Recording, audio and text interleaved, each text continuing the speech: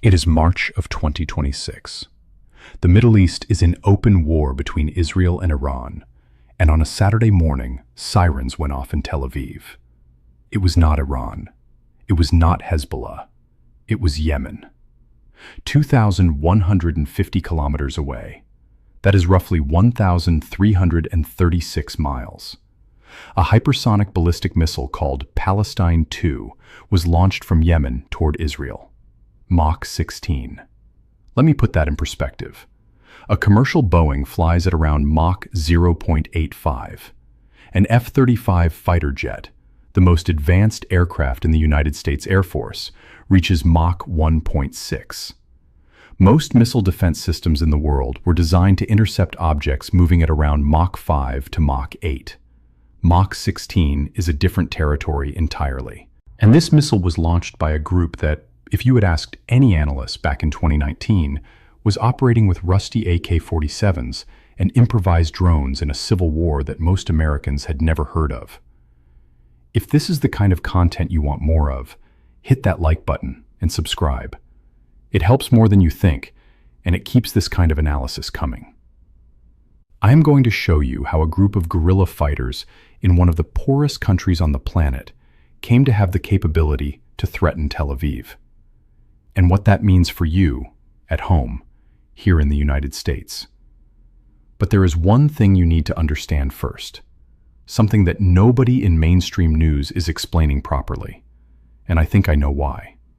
Stay with me, because the part that really matters is about 5 minutes away. By the end of this video, you will understand exactly why the Houthis of Yemen entered this war now, what the Palestine 2 missile actually represents, and why this could cost Americans, not in lives, but in your wallet, far more than any headline is letting on.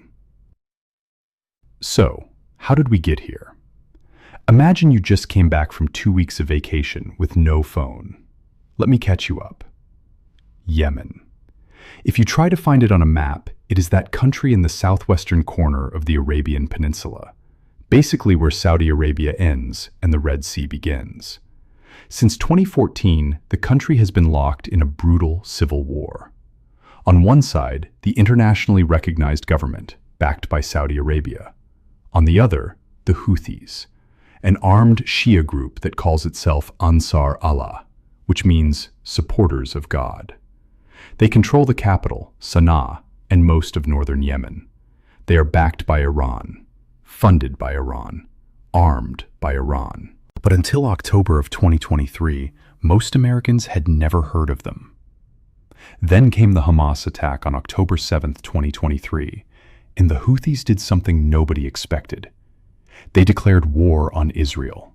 Not radio rhetoric, actual war, missiles, drones, and they began attacking ships in the Red Sea that had any connection to Israel or to countries supporting Israel. From November of 2023 through early 2025, nearly 200 attacks on vessels in the Red Sea, more than 30 ships damaged, 4 ships sunk, 8 sailors killed. Who are the players here? Let me run through them quickly. The Houthis, an Iran-backed militia controlling northern Yemen. They want to position themselves as champions of the Palestinian cause in the Arab and Islamic world. Israel, at war with Hamas in Gaza, now in open confrontation with Iran, needing to keep its air defense running on multiple fronts at the same time. Iran, the operation's sponsor. It funds the Houthis, transfers missile technology, and coordinates regional pressure on Israel. And the United States, which sent naval forces to the region, spent more than $1 billion trying to stop the Houthis, and could not make them stop. And why should you, living in Ohio or Texas, care about any of this? Think of it this way. The Strait of Bab el-Mandeb, the southern entrance to the Red Sea, is the corridor through which roughly 12% of global trade passes. That is where ships carry sneakers made in Asia, electronic components, and oil. When the Houthis blocked that corridor, the number of ships passing through the Suez Canal dropped from 2,068 in November of 2023 to 877 in October of 2024. a drop of more than 50%.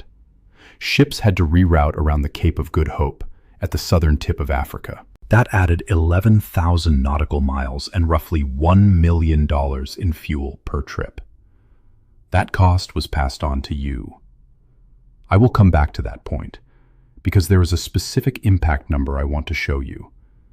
But first, let me walk through what actually happened in March of 2026.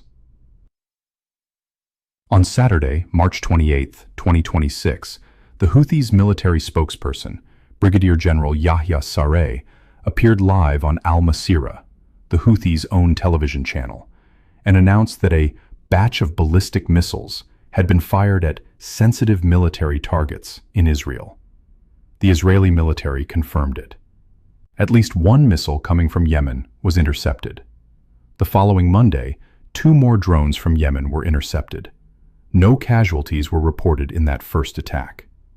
And here is where I need to separate what we know for certain from what is my own read of the situation.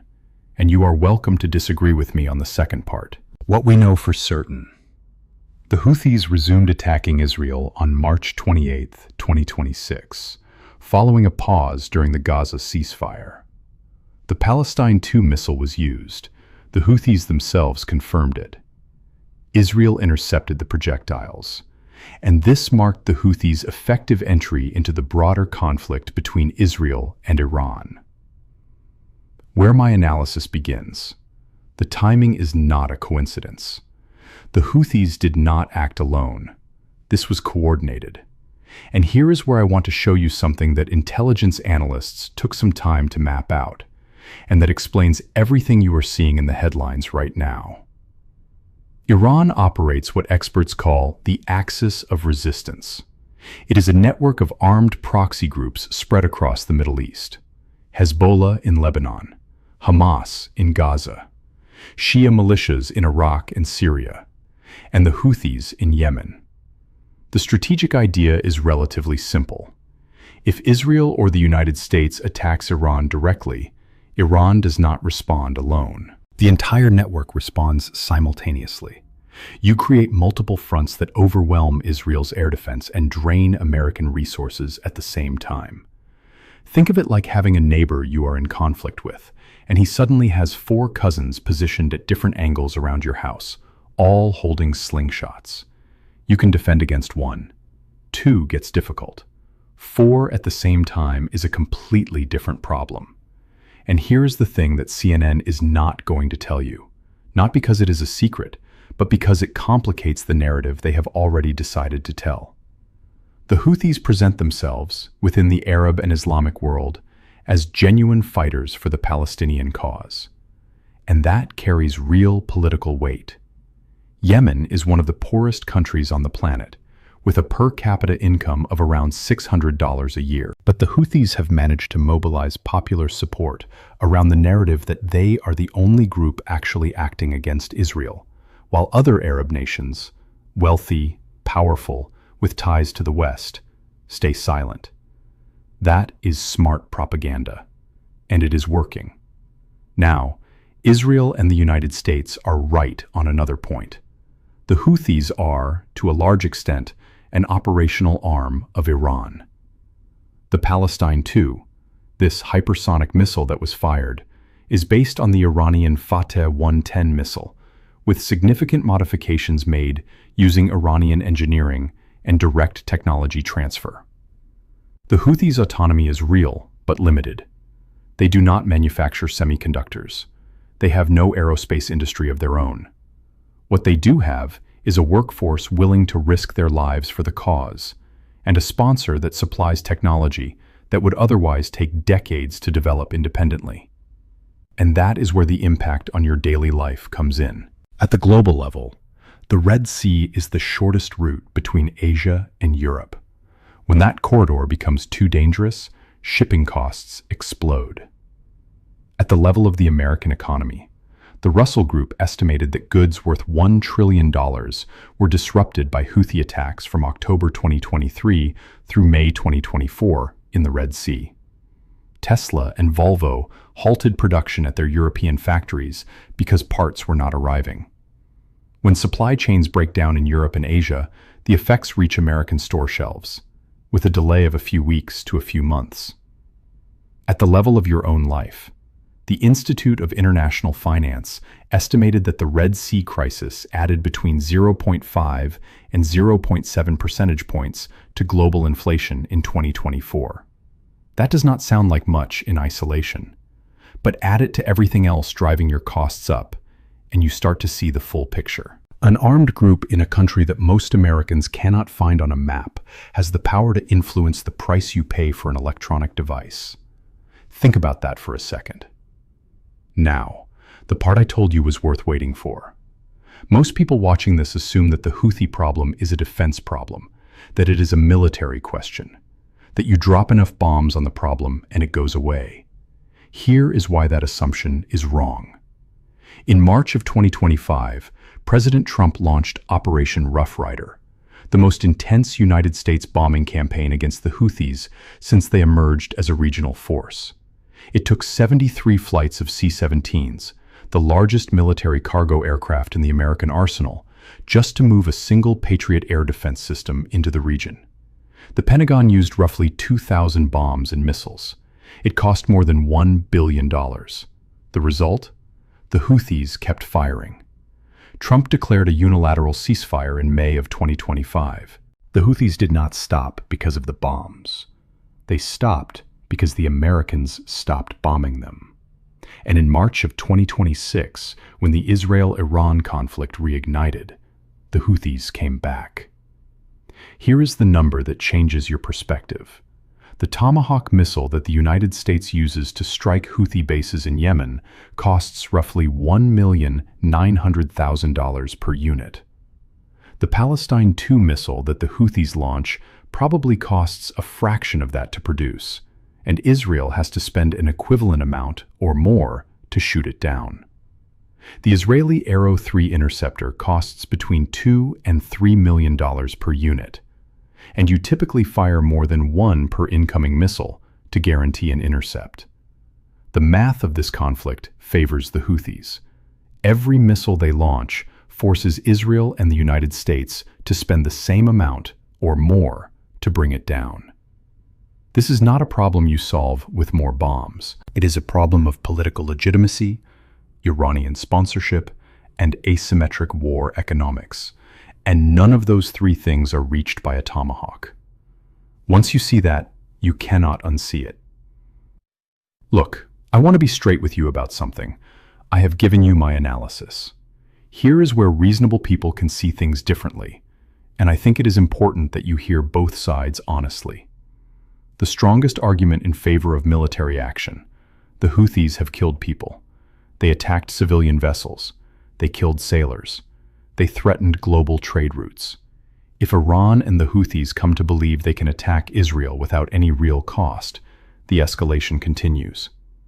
Military pressure, even if imperfect, raises their cost. It degrades arsenals, even if slowly.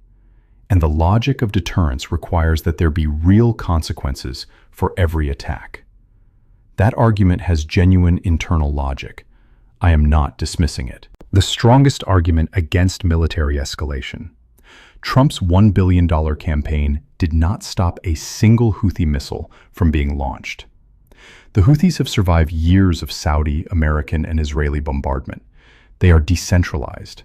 You can kill one commander and 3 more appear in his place. And every airstrike that kills civilians in Yemen creates new recruits. Groups like this have a capacity to absorb damage that conventional military organizations simply do not have. That argument also has genuine internal logic. Where the objective data points, the numbers confirm that the purely military approach has not worked, and the purely diplomatic approach, ceasefires without any underlying political resolution, has not worked either, as March of 2026 demonstrates. What remains genuinely uncertain? If Iran reduces its support for the Houthis through economic pressure, nuclear negotiation, or sheer attrition, do the Houthis maintain their current capability? Nobody knows. That is an open variable that serious analysts openly acknowledge. I showed you the numbers. I showed you the incentives. Where you land on all of this, that is your call. So, what happens next? Let me give you 3 concrete scenarios to watch for in the coming weeks. Scenario 1. Controlled escalation. Israel continues responding with strikes on infrastructure in Yemen, ports, airports, weapons depots, but without committing ground troops. The Houthis keep launching occasional missiles, more as political signaling than as a genuine strategic offensive. What this means for you: shipping costs start rising gradually again. Maritime insurance in the Red Sea stays elevated. Congress debates whether to send more interceptors to Israel and how much that will cost the American taxpayer. Watch for whether the major shipping companies, Maersk, MSC, CMA, CGM, go back to rerouting around the Cape of Good Hope. If that happens in the next 2 weeks, the industry believes the risk in the Red Sea has returned to 2024 levels. Scenario 2. Forced negotiation. The Israel-Iran conflict reaches some kind of negotiated arrangement, and the United States, as part of a broader package, pressures Iran to rein in the Houthis as a condition for sanctions relief. What this means for you: if it works, maritime routes stabilize, shipping costs drop. That is the economically positive scenario for the American consumer. The question is whether Trump, who already struck a direct ceasefire with the Houthis once before, would use this as a bargaining chip in a broader negotiation with Iran. Watch for any statement from the State Department or the National Security Council about negotiations with Iran. Specifically, whether the language includes proxies or regional actors as part of the deal. That is the signal. Scenario 3. Expanded conflict. The Houthis land a real hit on Israel, a missile that is not intercepted, casualties, significant damage. And Israel decides to respond with larger-scale operations in Yemen. The United States is pressured to pick a side more explicitly. This is the scenario the United States Navy fears most. It means carrier strike groups back in the Red Sea, costing tens of millions of dollars per day of operations. It means real risk to American lives. And it means intense domestic political pressure on Trump to either escalate or pull back. And neither option is simple. Watch for any Pentagon announcement about repositioning naval forces in the Red Sea or the Gulf of Aden. If a carrier strike group receives orders to move to the region, that is the clearest signal you will get. I will be watching those indicators. As soon as something changes in a meaningful way, I will bring you the update. Let me close with something a little bigger. The Houthis are not an anomaly. They are the model. The 21st century has produced a pattern in which relatively small groups, armed with missile technology transferred by state sponsors, can project power beyond their borders in ways that no conventional force can respond to efficiently. The cost of attacking is low. The cost of defending is enormous. The math favors the attacker. Americans saw this in Afghanistan. They saw it in Iraq. They are seeing it in the Red Sea. The question worth asking, not with fear, but with honesty, is this.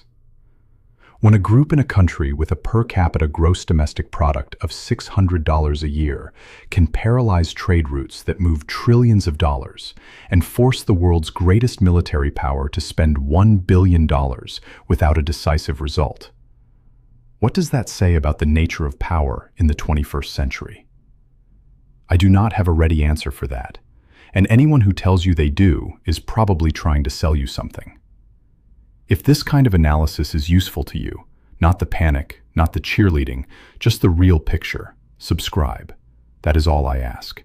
Because this story is not over, and neither is the next one.